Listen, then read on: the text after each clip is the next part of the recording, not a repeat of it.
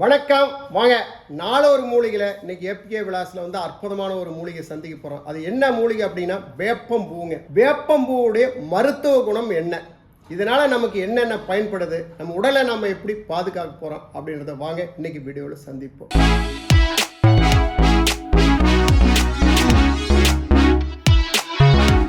சின்ன குழந்தையிலேருந்து எல்லாருமே பார்த்துருப்பீங்க. திருவிழா காலங்களில் இந்த வெய்ய காலத்தில் பார்த்தீங்கன்னா மார்ச் ஏப்ரலில் பார்த்தீங்கன்னா வேப்ப மரம் வந்து தளைஞ்சு குழு குழு குழு குழுன்னு இருக்கு.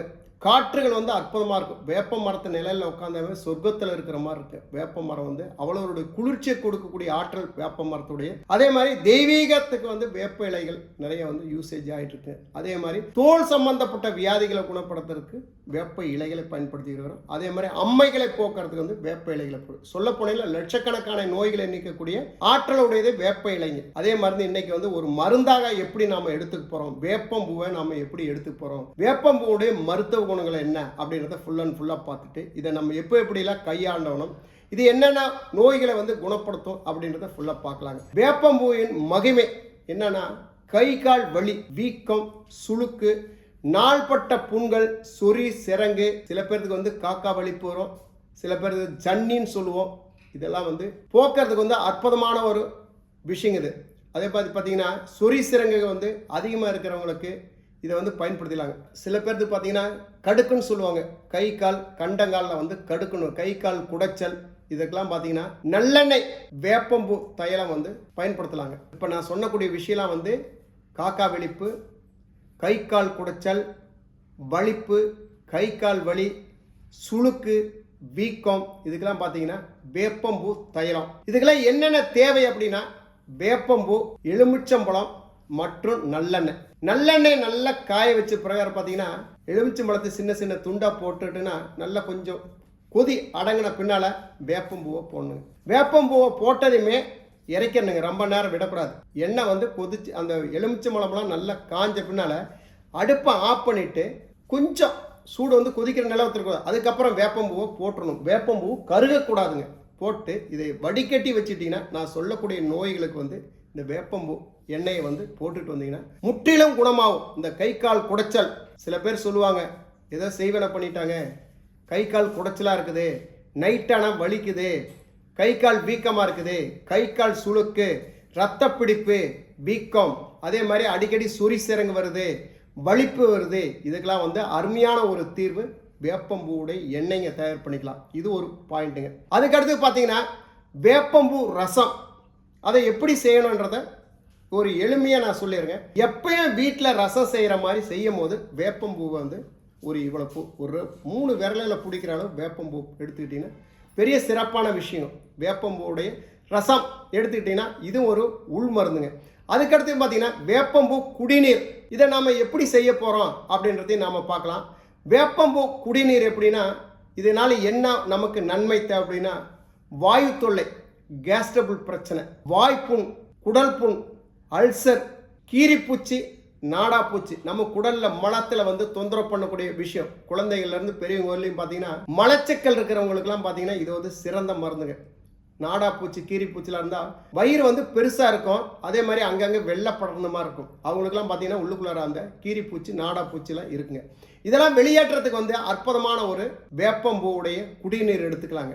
அதே மாதிரி இதை ஒரு பெரிய மலம் இலக்கி இதை வந்து மலத்தை வந்து வெளியேற்றக்கூடிய ஆற்றல், மலத்தை வந்து வெளியேற்றக்கூடிய ஆற்றல் வந்து நிறைய இருக்குது. கை கால் வலி, வயிறு வீக்கம், இதுக்கு வந்து உள்மருந்துங்க. இதெல்லாம் வந்து உள்மருந்தா இரவில் வந்து பார்த்தீங்கன்னா தண்ணீரில் வந்து வேப்பம்பூ போட்டு வச்சுக்கணுங்க. வேப்பம்பூ தண்ணிக்குள்ளார போட்டு வச்சுக்கிட்டு அதுக்கு பிறகு பார்த்தீங்கன்னா சீரகம் நல்லா தேய்ச்சி, நல்லா கல்லில் இடித்து சீரகத்தை தேய்ச்சி உள்ளுக்குள்ளார போட்டுக்கிட்டிங்கன்னா காலையில் எழுந்தவுடன் வெறும் வயிற்றில் பார்த்தீங்கன்னா வெறும் வயிற்றில் வந்து வேப்பம்பூ தண்ணீர் குடிச்சு வரணுங்க. அப்போ பார்த்தீங்கன்னா வச்சுங்க, வேப்பம்பூ இந்த தண்ணி குடிச்சு வைக்கும் போது பார்த்தீங்கன்னா கை கால் வீக்கம் கண்டிப்பாக சுரவை வந்து குறைங்க.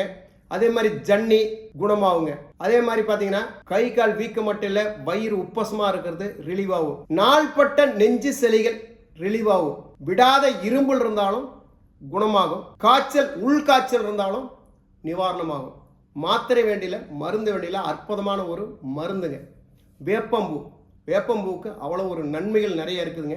இதை சிறிதளவு பார்த்தீங்கன்னா இன்னொரு மெத்தட் இருக்குங்க. வேப்பம்பூ பார்த்தீங்கன்னா வாரத்தில் 4 நாள் 5 நாள் தொடர்ந்து கூட எடுத்துக்கலாங்க. தேன் ஒரு ஸ்பூன் போட்டு வேப்பம்பூ ஒரு சும்மா கையில் பிடிக்கிற அளவுக்கு எடுத்து போட்டு தேனோட கலந்து எடுத்துகிட்டு வந்தீங்கன்னா எப்பேற்பட்ட நோயாக இருந்தாலும் சரி, நமக்கு தெரியாத நோய்களாக இருந்தாலும் குணப்படுத்த முடியும். சுகர்களை வந்து கண்ட்ரோலில் வச்சுக்கிறது கூட இந்த வேப்பம்பூக்கு ஒரு ஆற்றல் உண்டு. சுகர் உள்ளவங்களுக்கு இது ஒரு சிறந்த மருந்துன்னு சொல்லுவோம். வேப்பம்பூ சும்மா ஒரு 2 விரலில் வேப்பம்பூன்றது உங்களுக்கு தெரியும். இந்த சீசனில் நிறைய கிடைக்கும். இந்த மாத்தாக இருக்கும் வேப்பம்பூ. சரிங்களா? இந்த பூக்களை பொறிச்சிட்டு வந்து ஒரு துணியிலேயோ பேப்பர்லேயே போட்டு வச்சுட்டு சும்மா லேசாக மூடி வச்சுட்டு அடுத்த நாள் எடுத்து உதிர்ந்தீங்கன்னா இந்த மாதிரி பூ தனியாக வந்துடும். இந்த மாதிரி எடுத்து வச்சுக்கலாம். அப்படி கிடைக்காதவங்களுக்கு பலசரக்கு கடையில் வந்து இந்த மாதிரி ஒரு வேப்பம்பூ கிடைக்குங்க. சரிங்களா? இதை நம்ம எப்படி பயன்படுத்துன்னு சொல்லியிருக்கிறேன். தேனில் பார்த்தீங்கன்னா 2 விரலில் எடுத்து போட்டு குழைச்சி அதை எடுத்துக்கிட்டிங்கன்னா தீராத நோய்கள், கண்ணுக்கு தெரியாத நோய்களை குணப்படுத்தக்கூடிய ஆற்றல் அந்த வேப்பம்பூக்கு இருக்குது. தொடர்ந்து நீங்கள் வந்து இது உள்மருந்தாக எடுத்துக்கங்க.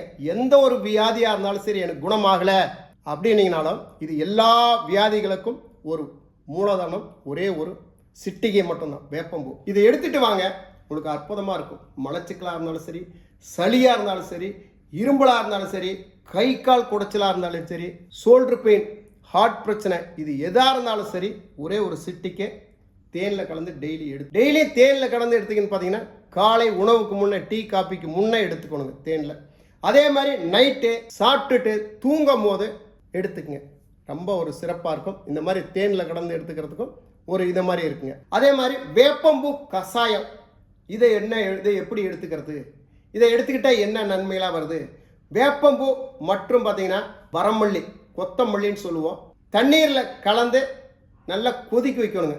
கொதிக்க வச்ச பிறகு பார்த்தீங்கன்னா எலுமிச்சம்பழம் சாறு வந்து ஒரு 1/2 ஸ்பூன் சிறிதளவு சேர்த்து குடித்து வரணும்.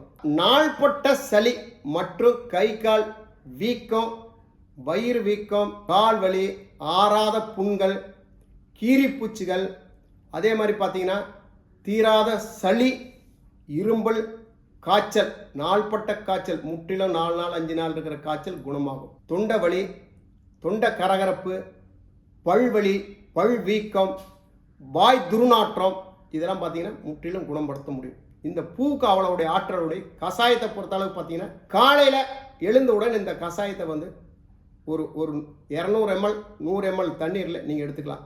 அதிகமெல்லாம் கிடையாதுங்க, ஒரு குறைவாக போட்டு தான் எடுத்துக்கணும். அதே மாதிரி தண்ணியில் வந்து வேப்பம்பூ போட்டு சீரகத்தை நுணுக்கி போட்டு நைட்டு ஊற வச்சு காலையில் வெறும் வயிற்றில் எடுத்துங்க. அதுக்கப்புறம் பார்த்தீங்கன்னா தேனில் டெய்லியும் பார்த்தீங்கன்னா ஒரு சிட்டிகை வேப்பம்பூ எடுத்து தேன் கலந்து டெய்லி சாப்பிடுங்க. இந்த மாதிரி எடுத்துக்கிட்டோம்னா உடல் ஆரோக்கியமாக இருக்கும், நோய் நொடி இருக்காது, தகரியமாக இருக்கலாம். இந்த மாதிரி நிறைய பண்ணுவோம். இப்போ வந்து நம்ம எப்படி கஷாயம் போகிறோம், வேப்பம்பூ கஷாயம் எப்படி செய்ய போகிறோம், அதை பற்றி கஷாயத்தை பற்றி சொல்லிக்கிறோம். வேப்பம்பூ ஆயில் எப்படி தயார் பண்ணியிருக்கோம், இதெல்லாம் முற்றிலும் வந்து நம்ம வீடியோவை வந்து முழுசையும் பார்த்துட்டு இந்த மாதிரி பயன்படுத்திட்டு குணப்படுத்திட்டு நமக்கு கமெண்ட்ஸில் கொடுங்க. மீண்டும் லட்சக்கணக்கான மக்கள்கள் இதை பயன்படுத்துங்க. இப்போ நம்ம வந்து கஷாயம் எப்படி தயார் பண்ணுறத பார்க்கலாங்க. நம்ம இது வரைக்கும் நம்ம ஃபுல்லாக என்னென்னாலும் பேசிட்டோம். இப்போ வந்து நம்ம நடைமுறையில் நம்ம என்ன செய்ய போகிறோம், வேப்பம்பூ எப்படி இருக்கும், இதுதான் விஷயம். எல்லாத்துக்கும் தெரியாத விஷயம் கிடையாது. கிராமப்புறத்தில் இருக்கிறவங்களுக்கு எல்லாமே தெரியுங்க வேப்பம்பூனா என்ன, எப்படி இருக்குது அப்படின்னு. பிஞ்சு விடுறதுக்கு முன்னே இந்த பூவை வந்து உதிர்த்தி எடுத்துக்கணுங்க. இதுதாங்க வேப்பம்பூ. சரிங்களா? இப்போ இதெல்லாம் பார்த்தீங்கன்னா வெளிநாட்டிலாம் வந்து எது என்னன்னு யாருக்கு தெரியாது, எல்லாம் காசு கொடுத்து தான் வாங்கணும்.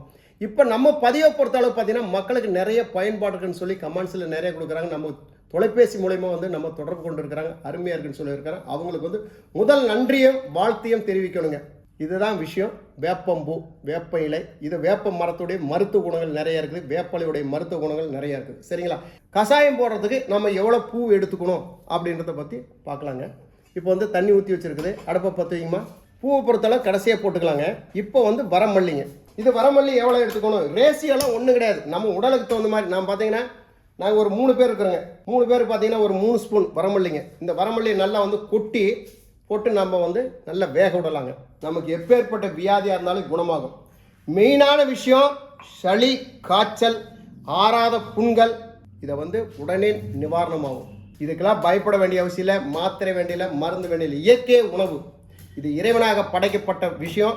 இது கசப்புத்தன்மை உள்ளதுங்க. கசப்புத்தன்மை எடுக்கிறதுனால யாருக்கு எந்த தொந்தரவும் வராது. மலத்தை கொஞ்சம் இந்த கஷாயம் குடிச்சிங்கன்னா மலம் 1 முறைக்கு 2 முறை போகுங்க. பயப்படக்கூடாதுங்க. என்னங்க திடீர்னு போயிடுச்சுன்னு வருத்தப்படக்கூடாது. வயிறை வந்து இந்த செப்டி டேங்கை வந்து நம்ம சுத்தம் பண்ணிக்கணும். காசு கொடுத்து சுத்தம் பண்ணாமல் நாமளே சுத்தம் பண்ணிக்கிறோம். சரிங்களா? நல்லா மல்லி வேகட்டுங்க. வெந்த பின்னால் நம்ம வந்து சாறு கொஞ்சம் விட்டுறலாம். இந்த மாதிரி நிறைய எடுத்துக்கிட்டிங்கன்னா உடல் ஆரோக்கியமாக இருக்கும். முடிஞ்ச அளவுக்கு கஷ்டமில்லாத சின்ன ஐடியா வேறுனு சொல்கிறேங்க. இந்த தேன் வேப்பம்பூங்க, வேப்பம்பூ கிடைக்கும் போது சேமித்து உடைச்சிட்டு வந்து வச்சுக்கிட்டிங்கனாலும் சரி. அதே மாதிரி வேப்ப மரத்தடியில் வந்து சாயங்காலம் 6 மணிக்கு 7 மணிக்கு மேலே நல்ல ஒரு பெட்ஷீட்டோ இல்லை ஒரு வேஸ்ட்டியோ விரித்து 4 சைடு கல் வச்சிட்டிங்கன்னா காலையில் போயினீங்கன்னா வேப்ப மரத்தடியில் நிறைய உதிர்ந்திருக்கும். அழுங்காமல் எடுத்துகிட்டு வந்து நீங்கள் சேமித்து வச்சுக்கலாம். தப்பு கிடையாது. மரம் ஏறி பூ பொறிக்கணும்னு அவசியம் கிடையாது. இந்த மாதிரி நிறைய எடுத்துக்கலாம். நம்ம வீடியோவுக்காக நான் வந்து இந்த மாதிரி வந்து வேப்பம் செடியாட பூவாட கொண்டுட்டு வந்திருக்கிறேன்.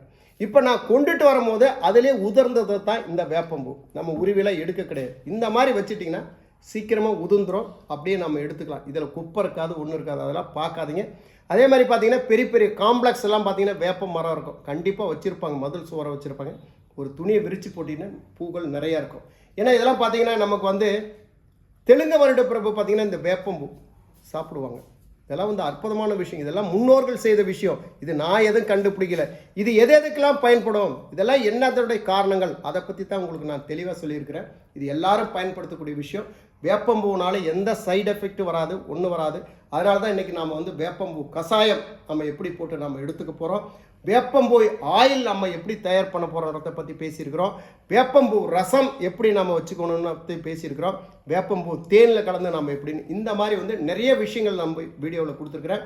முடிஞ்சளவுக்கு ஸ்கிப் பண்ணாமல் பாருங்கள். ஆனால் நிறைய நண்பர்கள் பார்த்தீங்கன்னா உங்களுடைய தொலைபேசி நம்பர் கொடுங்க, உங்களுடைய அட்ரஸ் கொடுங்க, அதே மாதிரி வந்து உங்களுக்கு வந்து ஃபோன்பே இருந்தாலும் கொடுன்னு கேட்டிருக்கிறாங்க. தயவுசெய்து கேட்க வேண்டிய அவசியம் கிடையாது. எல்லா விஷயத்தையும் நம்ம ஏபிகே விலாஸில் கொடுத்துருக்குறேன். முடிஞ்ச அளவுக்கு பார்த்துட்டு உங்களுக்கு உடல் ஆயிலையும் ஆரோக்கியமாக இருக்கிறதுக்கு அது மாதிரி சிகிச்சை எடுத்துங்க. 100% குணமாகும். இதை பொறுத்தளவுக்கு நாட்டு மூலிகைன்றது லேட்டானாலும் சிறப்பாக இருக்கும். அதை பற்றி கவலை கிடையாது. பிடிச்சிருக்கிறவங்க இந்த மூலிகைகளை பயன்படுத்தி ஆரோக்கியமாக வாழ்கிறதுக்கு பாருங்கள். சரிங்களா? இப்போ வந்து கொதிச்சிட்ருக்குங்க. இப்போ நம்ம கொதிச்சுட்டு இருக்கும்போது பார்த்தீங்கன்னா வேப்பம்பூ கொஞ்சம் போட்டுடலாங்க. நான் வந்து 3 பேர்த்துக்கு நான் சொல்லியிருக்கிறேன். ஒருத்தருக்கு பார்த்தீங்கன்னா ஒரு 2 விரலில் ஒரு சிட்டிக்கு போடலான்னு இருக்கிறேன். ஒரு சிட்டிக்கு போட்டாச்சுங்க, 2 சிட்டிக்கு போட்டாச்சு, 3 சிட்டிக்கு போட்டாச்சு. இதை பொறுத்தவரை பார்த்தீங்கன்னா நைட்டில் எடுத்துக்கணும்னு நான் சொல்லியிருக்கிறேன். நான் வந்து இப்போ வந்து பகலில் எடுத்துக்கிறேங்க. ஏன்னா வந்து நான் ஃப்ரீயாக இருக்கிறேன், ஒன்றும் பிரச்சனை இல்லை. மோஷன் பிரச்சனை வந்தாலும் பார்த்துக்கலாம், ஒன்றும் தொந்தரவு கிடையாது. வீடியோவுக்காக நான் இப்போ பகலில் போட்டுட்ருக்கிறேன். உங்களால் முடிஞ்சாலும் பகல்லையும் போட்டு குடிங்க, தவறுதல் ஒன்றும் வராது. நைட்டு போட்டு குடிச்சிங்கன்னா ரொம்ப சிறப்பாக இருக்குன்றதுனால தான் நைட்டு எடுத்துக்கணும்னு சொல்லியிருக்கிறேன். முடிஞ்ச அளவுக்கு உங்களுக்கு டைம் எப்போ வேணால் எடுத்துங்க, நான் சொன்ன மாதிரி தயார் பண்ணிங்க. அதுக்கடுத்து பார்த்தீங்கன்னா இப்போ நாம் இதை இறக்கி வச்சுட்டு நல்லா கொதிச்சிருச்சு. இறக்கி வச்சு பின்னால் பார்த்தீங்கன்னா நாம் வந்து எலுமிச்சம்பழம் சாறு கொஞ்சோண்டு உள்ளார விட்டுருவோம். இவ்வளோ தான் ஈஸியான ஒரு மருந்துங்க. இதுக்கு இனிப்பும் வேண்டாங்க, காரமும் வேண்டாம், எதுவுமே வேண்டாங்க. ஈஸியான மெத்தடு. இந்த மாதிரி எடுத்துங்க. இப்போ கோச்சி முடிஞ்சிருச்சு, ஆஃப் பண்ணிடலாங்க. இப்போ வந்து நாம் பார்த்தீங்கன்னா எலுமிச்சம்பழம் சாறு ஒரு கொஞ்சம் விட்டுலாங்க. இது வந்து இந்த சிட்ரிக் அமிலத்தை பொறுத்தளவுக்கு பார்த்தீங்கன்னா சுகர் உள்ளவங்களுக்கு ஒரு சிறந்த மருந்து. நான் ஒவ்வொரு வீடியோவும் சொல்லிட்டு இருக்கிறேங்க. ஏன்னா சில பேர் ஒரு டிஸ்பிளேவில் வர வீடியோ மட்டும்தான் பார்ப்பாங்க. சப்ஸ்கிரைபர் பண்ணிவிட்டு ஆல் என்ற பட்டன் அமைத்தி இருக்கிறவங்களுக்கு மட்டும் நம்ம போடக்கூடிய வீடியோலாம் வந்துகிட்டே இருக்கும். இவங்களுக்கு எப்படின்னா ஒரு வீடியோ வந்தால் மட்டும்தான் பார்ப்பாங்க. கடைசியில் வந்து என்ன கேட்பாங்க, சார் உங்கள் வீடியோவே இப்போ போடல வரலம்பாங்க. அவங்க சப்ஸ்கிரைப் பண்ண தெரியலன்னு தெரியல, பண்ணாத விட்டுட்டாங்களான்னு தெரியாதுங்க. ஏன்னா வந்து நம்ம பார்த்தீங்கன்னா வாரத்தில் 1 நாள் 2 நாள் விட்டு போயிருங்க. முடியாத ஒரு சூழ்நிலையில் வீடியோ போட முடியாது. ரெகுலர் வீடியோ நடக்கும். இல்லைனாலும் 1 நாள் விட்டு 1 நாள் வீடியோ வருங்க. எனக்கு வந்து நிறைய வேலை இருக்கிறதுனால முடியாத ஒரு விஷயங்க. ஃப்ரீயாக இருக்கிற டைமில் நான் வீடியோ போட்டுருவேன். முடிஞ்ச அளவு பாருங்கள். நிறைய நண்பர்களுக்கு உறவினர்களுக்கெல்லாம் நம்ம வீடியோவை பற்றி எடுத்து சொல்லுங்கள். அவங்களுக்கு ஷேர் பண்ணுங்கள், மக்கள் பார்க்கட்டும். அவங்க நோய் நொடியிலேருந்து ரிலீவ் ஆகட்டும். அவங்களுக்கும் நீங்கள் ஒரு சப்போர்ட்டாக வருங்க. சரிங்களா? இதை முடிச்சிருச்சு. ஆற்றிட்டு நம்ம இதை எப்படி எடுத்துக்கலான்றது ஃபுல்லாக பார்க்கலாம். கஷாயம் ரெடி ஆயிடுச்சுங்க. இதில் எந்த இது இருக்காதுங்க. பார்த்தா சிம்பிளாக தான் இருக்கும். இதோடைய பவர்ஃபுல்லான ஒரு விஷயம். வேப்பம்பூ கஷாயங்க. இன்னொரு டம்ளர் இருக்குது, அவங்களுக்கு ஒருத்தர் கொடுத்துருவோம். இப்போ பார்த்தீங்கன்னா இந்த வேப்பம்பூ கஷாயம் நான் எடுத்துக்கிறேங்க. சில பேர் கேட்பாங்க எதுனா சைடு எஃபெக்ட். நேற்றுக்கிற ஒரு அம்மா கூப்பிட்டு கேட்டாங்க, சார் இந்த புண்ணவரை எடுத்துக்கலான்னு சொல்கிறீங்களே, எதுனா சைடு எஃபெக்ட் வந்துருமா? இந்த மலச்சிக்கெல்லாம் கிளியர் பண்ணிவிட்டு இந்த புண்ணவரைனால எவ்வளோ நன்மைகள் இருக்காங்க. உங்கள் வீடியோ ரொம்ப சிறப்பாக இருக்குன்றதுனால கூப்பிட்டு கேட்டுட்டு யூஸ் பண்ணலாம்னு அவங்ககிட்ட சொல்லி, விருப்பப்பட்டவங்க எடுத்துக்கலாங்க, விருப்பப்படாதவங்க விட்டுலாம், தேவைன்ற எடுத்துக்கங்க அப்படின்னு இருக்கிறேன். புண்ணவரையை பொறுத்தவரை அற்புதமான ஒரு விஷயம். தங்கத்துக்கு நிகரான விஷயம். புண்ணவரை ஒன்று, நிலை அவரை ஒன்று, அதே மாதிரி பார்த்தீங்கன்னா ஆவராம்பூ ஒன்று. இதெல்லாம் ஒரு சிறந்த ஒரு விஷயம். இப்போ இந்த கஷாயத்தை எடுத்துக்கலாங்க. வேப்பம்பூ கஷாயம் கொஞ்சம் கசப்பாக இருக்கும். கசப்பாக இருக்கிறவங்களுக்கு உள்ளம் நல்லாயிருக்கும், தூய்மையாக இருக்கும், ரத்தத்தை வந்து தெளிவாக இருக்கும், நோய் நொடிகளை ரிலீவ் பண்ணும். பாவக்காய் நிறைய சாப்பிட்றவங்களுக்கு ஒன்று அற்புதமாக இருக்கும். சுண்டக்காய், பாவக்காய் இந்த மாதிரிலாம் கசப்பான உணவுகள் நிறைய எடுத்துக்கணும், துவர்ப்பான உணவுகள் நிறைய எடுத்துக்கணும், காரமான உணவுகளும் எடுத்துக்கணும். இனிப்பான உணவுகளை வந்து குறைச்சிக்கணும். என்ன தெரிஞ்ச அளவுக்கு, நான் தெரிஞ்ச அளவுக்கு சொல்கிறேங்க. இதை கூட ரிவ்யூ பண்ணிக்கலாம்.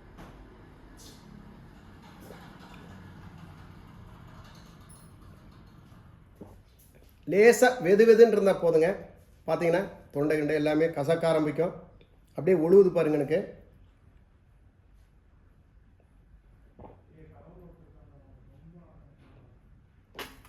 இவ்வளோதாங்க, வேப்பம்பூ கஷாயம் ரெடி. நானும் குடிச்சிட்டேன். எந்த உடைய சைடு எஃபெக்ட் வராது. நம்பிக்கையாக இருங்க. உங்கள் உடலை ஆயிலையும் ஆரோக்கியமாக பார்த்துங்க. இந்த மாதிரி 4 மூலிகளை வந்து இந்த மாதிரி எடுத்துக்கிட்டு உடலை ஆரோக்கியம் பண்ணுங்கள். உங்களுடைய நண்பர்களுக்கு ஷேர் பண்ணுங்கள், கமெண்ட்ஸில் கொடுங்க. சப்ஸ்கிரைபர் பண்ணாத நண்பர்கள் வந்து கண்டிப்பாக சப்ஸ்கிரைபர் பண்ணுங்கள். மீண்டும் இந்த ஏபிகே விலாஸ் வளர்ச்சிக்கு உங்களுடைய உறுதுணைகள் வேண்டும். மீண்டும் நாளை சந்திப்போம் 4 மூலிகளை. நன்றி, வணக்கம்.